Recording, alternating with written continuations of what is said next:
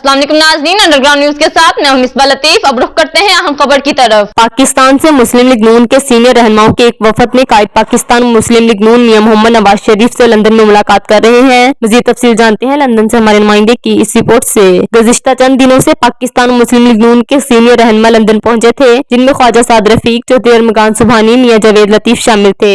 Senior रहनुमाओं की मुलाकात कायद पाकिस्तान मुस्लिम league नून मियां मोहम्मद नवाज शरीफ से उनकी रहाइश का लंदन पर हुई। मुल्की मौशियत, बेरोजगारी, दिन ब दिन बढ़ती हुई महंगाई, बिजली की किल्लत, लोड शेडिंग, पेट्रोल व डीजल की कीमतों में इजाफे पर तफसीलन बातचीत हुई। कायद पाकिस्तान मुस्लिम लीग नून मियां मोहम्मद नवाज शरीफ ने पाकिस्तान से आए हुए वफद से बात करते हुए कहा कि साबका हुकूमत की गलत पॉलिसियों और गलत मुआहिदों की वजह से आज अवाम को इन मुश्किलात का सामना करना पड़ रहा है। मैंने और मेरी टीम ने जिस तरह अपने साबका दौरे हुकूमत में अवाम और मुल्क को महंगाई और बिजली के बहरान से निकाला था, हम 1 साल के अंदर अंदर या अगले जनरल इलेक्शन से पहले अवाम को जरूर रिलीफ फराहम करेंगे।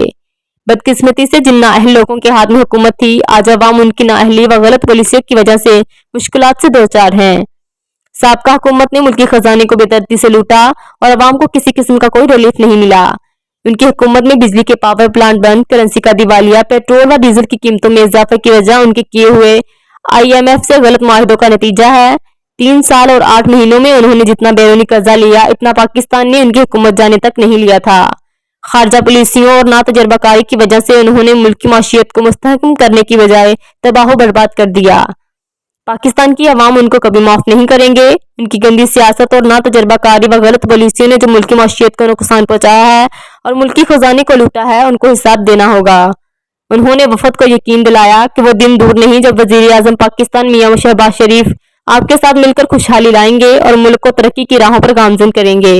इस मौका पर सेनेटर इसहाक डार, सीनियर रहनुमा मौलवी अब्दुल शकूर, सीनियर रहनुमा नासिर बट व दीगर भी मौजूद थे। मजीद अपडेट्स के लिए देखते रहिए अंडरग्राउंड न्यूज।